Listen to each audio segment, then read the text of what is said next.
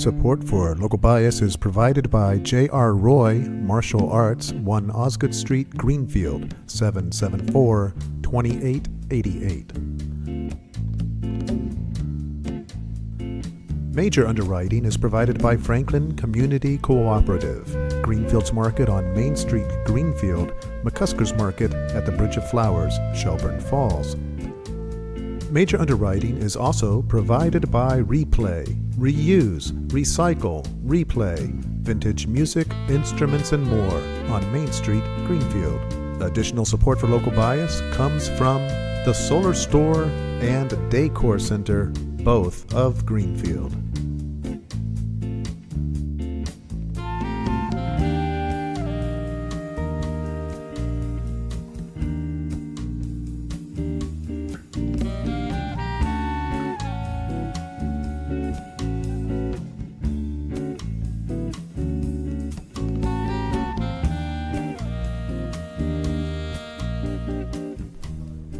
Hi, I'm Drew Hutchison. You're tuned to Local Bias. Today, my guest is a modern-day man of La Mancha, tilting at windmills. You be the judge of that. Vermin Supreme, welcome to the show. Thank you, sir. It's a pleasure to be here on Cablevision in Western Massachusetts, and I hear some viewers in New Hampshire even, a very important primary swing state. Hello, citizens.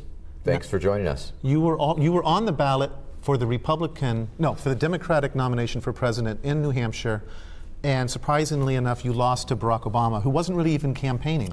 Okay, true. And if you want to get technical about it, Ron Paul had about 2,770 odd write-in votes also.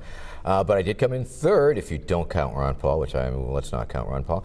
But I did come in third, and in terms of percentages, I received more percent of the Democratic vote than Rick Perry received on the Republican side. So I think that is notable in and of itself. It was still good for 833 votes, so I paid approximately $1.25 per vote, which is considerably less than some of the candidates. Would you call this then a mandate for you to continue moving forward with your campaign? I believe it was. I believe it was indeed. I believe there's tremendous interest in what I have to say to America. I believe that America is hungering for a real alternative, a real maverick, a real crazy person representing their best interests, somebody who's not afraid and upfront to present ridiculous ideas. Newt Gingrich did steal that whole moon idea from me. I'm going to say that right up front. Okay. People living on the moon, that's one of my early platform promises. Now, one of your central promises is giving everybody a pony? Yes, sir. There are, of course, 4 basic planks on which I've been running on for quite some time, and they are as follows. Time travel research. I am the only candidate who will fully fund time travel research, go back in time, and strangle baby Hitler with my bare hands. So that's a very important issue to a lot of people, because time travel will also allow us to bring back the greatest minds of very many generations in order to create quite an amazing brain trust. And my cabinet will be composed fully of previously dead individuals, but they'll be alive because we'll be bringing them from the past. Now, of course, there's also that. There is mandatory toothbrushing laws, which are also another very important signature part of my campaign. Well, you've been calling for Mitt Romney's dental records. Yes, I have, sir. And until he releases them, I just don't believe that we can trust the man as president. Mandatory toothbrushing law, a very important issue to me. Some people might tell you that this mandatory toothbrushing law is about government-issued toothpaste containing an addictive yet harmless substance. No, it's not about that. It's not about the dental re-education centers. It's not about the preventative dental maintenance detention facilities. It's not even about the DNA gene splicing to create a race of winged monkeys to act as tooth fairy enforcers. Are you more concerned with dental decay or periodontal disease? Well, for too long, this country's gum line has been receding. It's been a victim of gingivitis. It must stop, and our very salvation is at stake at this point. So really, we must bite the bullet. Okay, well, I understand that dental hygiene is really critical towards overall health. But it is, sir. I could see where perhaps a libertarian candidate may say that I don't want the government dictating, what goes on in my mouth. And I would say to that libertarian, if you have a problem brushing your teeth, maybe you should find a country that doesn't mind so much. Okay. Because here in America, We do. So we've gone over the time travel, the pony, the dental platform. Yes, sir. Well, we haven't really And there's a talked fourth. about the pony. Yes, of course. Then that is zombie preparedness. Right. America must be ready for the imminent zombie invasion. And of course, we can harness the awesome power of zombies for energy production in the United States of America by creating giant underground turbines. We will harness the awesome power of zombies to create a never-ending source of free electricity, lessening our dependence on foreign oil. You know, that's all very well and good, but I seem to recall that when nuclear power first came about, we were told we were going to be receiving free, clean energy, and that has not come to pass. Inevitably, there'll be some kind of zombie monopoly. Perhaps, but what I'm looking for is I'm looking for something just as dangerous as nuclear power, just as environmentally destructive as fracking, and yet invisible like wind power. Okay, and are zombies invisible? They will be when they're underground. Okay. You won't give them another thought. You know, you're talking about being prepared for zombies, and yet here you are wanting to actually harness zombies. Is that That is part of the preparation, sir. I mean, we need to be prepared in order that we can properly harness them, that we can properly rodeo them up. You may remember former Homeland Secretary of Defense Tom Ridge, yes, when he came up with his amazing suggestion, which I thought was quite ballsy on his part, that America needed to arm themselves with duct tape and plastic sheeting. And yet duct tape is permeable, so that wouldn't actually stop any gases. Correct. But that is not what it was about. It was simply to get all Americans to have these very simple items. And these are the items that one can use to subdue a zombie. 2 people, 1 sheet of wrap, 1 roll of duct tape, and essentially 2 people can herd up and round up and immobilize dozens of zombies in an afternoon. Now, once again, many people are squeamish. They don't want to take the headshot. Well, they don't want to shoot grandma in the head. They don't want to do it, even if she is a zombie. And therefore, utilizing give her a job. Correct. So, Okay. so once you wrap up your zombie in plastic and duct tape, then you call up the Z Corps and they come and haul away the zombies. Aren't you concerned about zombies being contagious? It seems that once you have a zombie infestation, I think MIT did a study on this, where they spread exponentially. Well, and that's so isn't why this dangerous? we need to be prepared, sir. Okay. The preparation is very important. Yes, the threat is real. The threat is dangerous, but only if they bite you. That seems to be the something in saliva. That's the transmissional Right. vector, if Right. you will. Okay. So, and zombies, of course, are for whatever reason very big in society. Even though there have been no purported zombie sightings that we know of, it seems to be in the consciousness. Yes, it the does. ponies, not so much in the consciousness. And we had an alert viewer in Beverly, Massachusetts, send us a tweet moments ago. And this is Jesse in Beverly, was asking, I don't have enough space for a pony. Could I just have a kitten instead? So what's your response to that? Well, I believe I can address this concern, Jesse of Beverly, Massachusetts. Let me say this. In addition to many people have reported, oh, I'm allergic to ponies and such, we do have scientists who are working on hypoallergenic versions of ponies that will not create any allergies. And we also have scientists who are also working on special rays that will shrink things down. And that way we can shrink the ponies down to a more manageable size. Okay, well, I mean, that's reasonable. Now, personally, the time travel issue has some practical considerations that I don't know that you've thought of. Let's say that you go back and you strangle Hitler. That's all Yes, well and good. let's say that. But then, do you go back and also strangle Goebbels, or do you go back and strangle Generalissimo Francisco Franco? So you go back and strangle. I will let the voters decide. Okay, so, but and then what's the ethics of deciding? Okay, it's okay to strangle this historical figure. Yes. Well, what happens if this power falls into the wrong hands and they go back and strangle FDR because the Republicans don't like him? If it wasn't for FDR, we wouldn't have the New Deal. We don't like the New Deal. Let's get rid of FDR. Well, So, I think we must keep this technology out of such Republicans' hands. what if they get elected and they have the Well, sir, technologies there? now let's just hypothetically that I am elected president. Okay, Let's hypothetically, say, let's President say I'm the Vermin president. Supreme, sure. Do you think I'm going anywhere? Do you think I will relinquish the reins of power? Do you think I will abide by the constitutional requirements to leave the presidency after 8 short years. Do you think you could hold on to the presidency that long? Well, I believe once all my various plots and plans and evil devices come to pass, yes. And you're going to live forever? Yes, sir. Yes, okay. I will. All right. And well, then that answers if not, that. let us say this: I will go back in time. I will swap out with my younger self and transfer my younger self to the future. Okay. Now there's another. Which will be the present. I like your idea of bringing some of the greatest minds from the past to the future. I mean, what would Thomas Jefferson and Benjamin Franklin have to say about what we're dealing with today? The issue... They will no longer have to spin in their graves. They can spin in person. They would spin in person, but they would also probably get very sick because we have adapted to the microbes in our environment and the different pathogens. They have not. And so being exposed to the pathogens that you and I are able to handle, they would likely die the same way that the Native Americans died off once they came into contact with the white man. People from the past coming in contact with us would be at an evolutionary disadvantage with their Two words to that, sir. Bubble boy. So you would put them all in bubbles? Yes, sir. Okay. I believe it would all right. be necessary. And actually, there's an emerging industry right there that you can subsidize, and that you'd create some jobs for the people that couldn't get work. Yes, sir. Shampooing poodles. I mean, not poodles, but ponies. Now, you've already been you were in the South Carolina primary as well. How did that go for you, and how is that different than the New Hampshire primary? Well, a small correction there. I don't want to mislead anybody. Oh. Or actually, I do want to mislead lots of people, but in this particular instance, I'll be very upfront and honest with you, sir, because you have a very honest face. And that would be, of course, no, I was not on the South Carolina primary ballot. I was on the New Hampshire primary ballot. Okay, so the buy-in on the South Carolina ballot is $35,000. The buy-in on the New Hampshire primary ballot is a measly $1,000. I was easily able to raise the $1,000 from constituents across this great land of ours, but 35 was pushing it a little bit.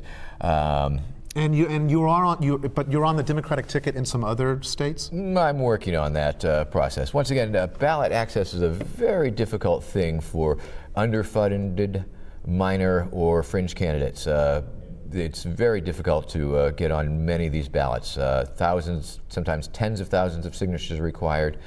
And for an individual like myself, whose campaign is only real on certain levels, that is very difficult. Okay. Now, of course, with my recent internet fame, things could change. Perhaps we could sucker, like lots of people, into collecting signatures. I don't know. We'll see.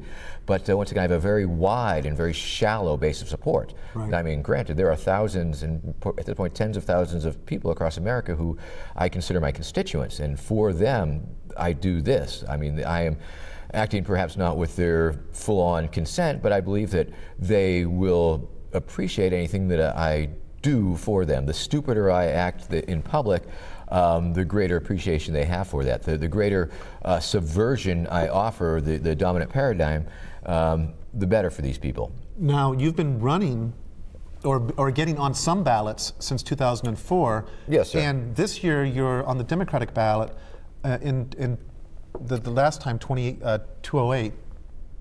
That's right. Yes, sir. You were on the Republican side. Yes. So in 2004, I was a Democrat in the D.C. primary also. And the answer to that, sir, is that I fly a flag of convenience. Sometimes I'm a dino, Democrat in name only. Other times I'm a rhino in name only. I have no real party allegiance. My base of support straddles, I mean, it stretches across the political spectrum. There are people who, for whatever reason, love me that are on the far right, on the far left. They have an appreciation for what I do.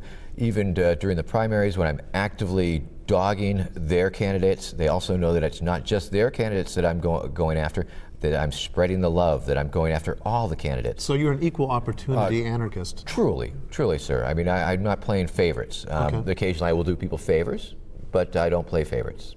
Now, I understand that you glittered Randall Terry. Yes, sir. Can you tell me about that? I can, and once again, it was probably the big kickoff of my campaign that really started things rolling. I think that was one of the snippets that went viral, in addition to just my deadpan performance presenting my ridiculous ideas that seemed to strike a real resonant chord with America. So people can find these videos on YouTube? If they look up Vermin Supreme? Yes, sir. Debate, Vermin Supreme. Of course, you might end up with my debate with Aleister Crowley, or my debate with Jimmy McMillan last night, or there's a number of debates that I was involved in. But this particular debate, you might go lesser-known candidates, because it was a lesser-known candidate forum. It's sponsored by the New Hampshire Political Institute, affiliated with St. Anselm College in New Hampshire, and every 4 years they have a debate for lesser-known candidates. It was actually instigated by Jim Taylor, lesser-known, back in '96, and I was eligible the last time. If you're on the ballot, they invite you to the debate. In 2008, I was on my way to the debate itself, but I was snowed out. Apparently the CIA weather machines were very successful in preventing me from attending that particular event. This year was a little bit different. I was able to attend, and I think all factors seem to work together very fortuitously in that, because this year I was running as a Democrat in order to give Barack Obama a direct primary challenge. That was my decision. It was a very hard decision, but it was the decision that I decided upon. The fact that Randall Terry, infamous anti-abortionist, the founder of Operation Rescue, who has been arrested dozens of times and is very close. I mean, he's just a few clicks away from supporting abortion-killing doctors and clinic bombings. I mean, I don't want to say that he is directly involved. I don't believe he is, but he's just a few clicks away from that. And so he's a very infamous, and he's terribly anti-gay marriage. So he's a homophobe. He's anti-choice. And generally in my book, that's enough to raise my ire against him. So politically, you know, we disagree on that point, let us say. Now, the fact that he was running as a Democrat allowed me to be on the same stage as him during the Democratic debate, the lesser-known candidate debate. And just as luck would have it, our names were alphabetically one after the other, Supreme and Terry. And I knew I wanted to do something special for the man. You know, he's a very charismatic individual. I mean, we get along personally. I think beforehand, even after. I really do. Although I find his politics and methods reprehensible, as far as sitting, talking, and chatting, it's fine. I'm very civil with all. I'm very civil with all. And that's a part of my appeal, I think. But you know, we were chatting and joking before the event, and you know, before the Democratic candidates went on, we all go to the restroom, and it was there, of course, that I made the offer. Hey, Randall, would you like to go to the restroom and have some homosexual gay sex? Which I thought was pretty funny, but he declined. Then we were on the stage, and you know, at one point, the hypothetical question is who you endorse in the campaign. And Randall Terry said himself, and I was next in line, and I also offered that I would write in Randall Terry. So I was drawing him in, and of course he was not too pleased to be sitting next to a crazy man, I will say that. But crazy like fox. Crazy like a fox. And so Mr. Terry, you know, he spouted his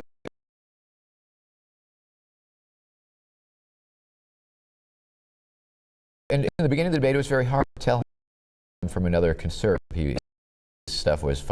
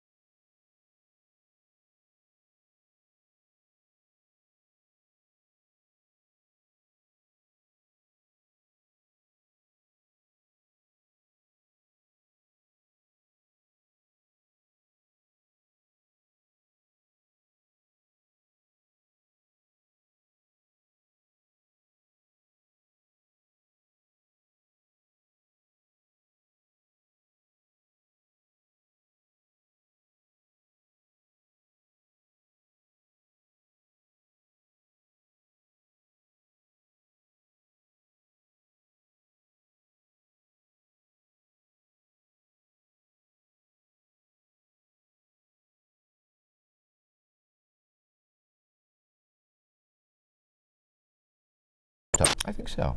I think so. I think it bumped up his a little bit more recognition than he might have got. A lot of times, the people who are most opposed to, for instance, gay marriage or homosexuality, it's because they themselves are afraid of their own nature.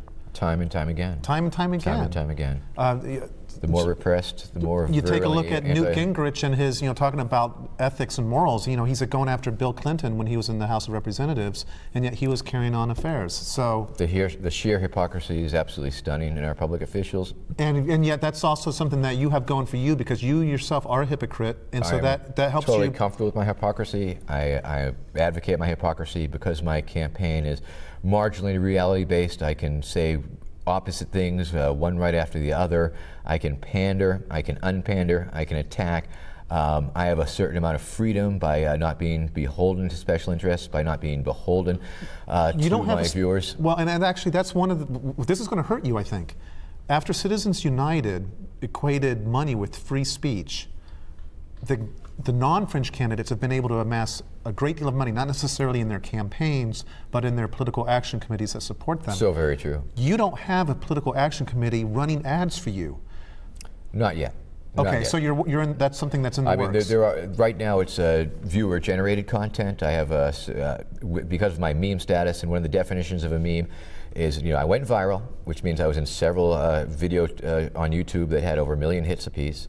I have my own video, I Am a Meme, my own music video that's got 50,000 hits. But because of that, I transcended to meminess, which essentially is the internet phenomenon that is appropriated, an image that is appropriated, that is altered, that is put into different contexts. Say like the pepper spray cop. I mean, right. his image was mutated. You saw thousands of images of him. But he loses control over that. Correct, sir. You lose control likewise over you. I have indeed. And so you admit you've lost control? Well, not total control. Okay. I had a debate with Jimmy McMillan, the Rent is Too Damn High guy last night, also another meme whose likeness and image has been appropriated. And so that's generated a lot of fan art, a lot of meme art. And so I've been able to use this art in my campaign. So you're reappropriating what's been appropriated from you? Yes, sir. And is that appropriate? I believe it is. And okay. I've also recently applied for trademark status protection for my name, Vermin Supreme, so that I don't lose that control, that part of me. And a lot of people do lose their names. Viewers should know that is your actual legal name. It is indeed, sir. Why? Because all politicians are vermin. I am the Vermin Supreme, and that is why I'm the most qualified candidate in this race at this time. So that's why you say you really are qualified. Yes, sir. Because you haven't served on any offices. In order to appear on ballots, for example, it does have to appear under your legal name. Okay. I've sued several police departments in my long and storied career, and it's Vermin Supreme versus the City of Los Angeles, Vermin Supreme versus the New York City Police Department. These are very important things. When a police officer, when I have an interaction with an authority figure and they want some identification, they know exactly who they're dealing with right away when I present that identification. They understand. They get it. They have no choice to not get it.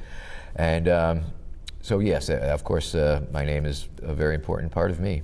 The name that appears on the ballot, Vermin Supreme. Even if you haven't heard of me, voters have to contend with that name on the ballot, those two words. It becomes an abstraction in a sense. And even in that sense, that the name is bigger than my physical being. You have never been on a school committee?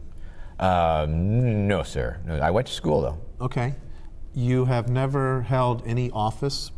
You've never won any election? I was Have you run for any other? I was mayor for a day. You were? I was. Where was that? That was in my high school. Oh, nice. I was president of my Junior Achievement Society.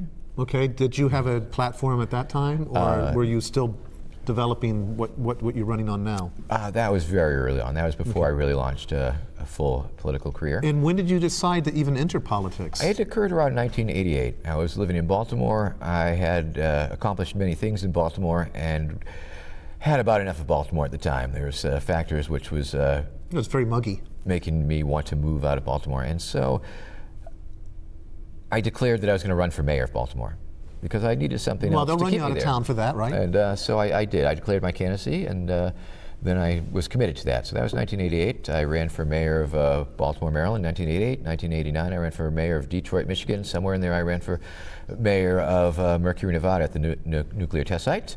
Then I ended up expanding. I ran for mayor of the Eastern Seaboard in 1991, which consisted of a 10-city 2-week tour up and down the coast, declaring myself mayor of the Eastern Seaboard.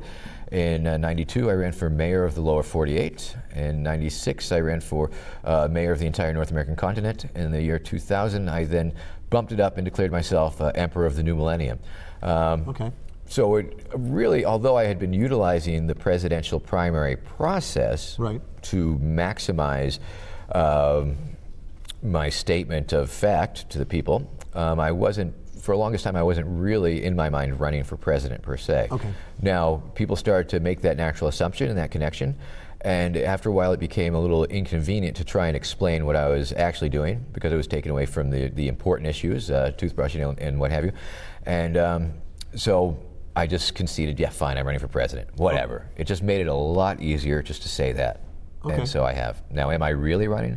Am I a pretend candidate who's pretending to run for president? You're on the ballot. Or am I a real candidate who's sort of running for, it's. Okay. Is it a character? Is my character, Vermin Supreme, a trademarked registration of an entertainer and a educator? Kind of like Andy Kaufman and his alter egos. Yes, I mean, it's very curious. Are you going to be a tragic figure then? Do you foresee some kind of a special on you later? Well, I would very much like to be able to make enough to buy MC Hammer's old mansion. Okay. And then, yes, and have it all crash around my ears. The rise and fall of Vermin Supreme? Yes, sir. Yes, sir. I look forward to it. Okay. Well, that's good for you to have something like that because I'm used to poverty and in obscurity, and it's. Do we have enough poverty in this country? I know Mittens Romney is not too concerned about the very poor people. And is there enough poverty? Is poverty a growth industry? I think obviously that the consumer capitalist society has managed to commodify poor people. I believe that there's several banks that are making quite a bit of money off of this food stamp program, processing food stamps. That's a big profit industry. The prison industrial complex is, of course, preys on poor people. Poor people who have minor infractions that can't afford lawyers are cranked into the prison industrial complex, where they are profited on, where they're made to sometimes to work for free, where they're warehoused, where they're sometimes forced to pay for their own incarceration. Prison is a growth industry. So yes, is there enough poverty in America to sustain these poverty-driven industries? It doesn't really matter, because it seems like the middle class is heading in that direction anyway. So it's a self-perpetuating industry. Interestingly enough, Warren Buffett recently in an interview said that, talk about class warfare, the rich have already won. They have been attacking the middle class and taking all the wealth for themselves. It's a very, very astute observation. And when the Walmart family owns 30%, which is the equivalent of like the vast middle class, it's stunning, the inequality in wealth. Now, once again, I'm reminded of that song, I'd Love to Change the World by Alvin Lee in 10 Years After, when he said, tax the rich and feed the poor until there are no rich no more. The fact that the rich have managed to set up this system where all this money is flying out of the middle class's pocket, going up, they're like giant vacuum cleaners, just sort of sucking it up. I mean, at this point, Walmart is having to expand overseas because the middle class is tapped out, because the jobs are going overseas, because is the game rigged? I think it is. I think the people had better really put it together. And it's very hard for individuals to accept what's going on, to see what's going on, and then to do anything about it, because they're so damn trapped into the rat race. They're so damn trapped onto a treadmill. They're barely holding on to the roof over their heads, barely being able to feed their children. Better yourself through college. The knowledge industrial complex has turned into just a huge profit-making entity that is preying on the kids that are trying to better themselves, and they're enslaving them in debt also. The debt enslavement system seems to be a terrible thing, that the easy credit. Well, Vermin, actually, I have to interrupt you now, and I wish we could go back in time and just play this over and over again, like the time machine would suggest. Yes, sir. Because it's been a fascinating interview. Oh, wait, have we started? But we're, wait, are we filming? We're done. Really? But we can do this over and over again once you have your machine all set up. Fantastic. I'm Drew Hutchison. You've been tuned to Local Bias. My guest has been Vermin Supreme, candidate for the Democratic nomination for president. Have a good one. Thank you. And may I quickly point out, I'm not a pundit, and you really shouldn't pay too much attention to what I say. Thank you. I gathered that.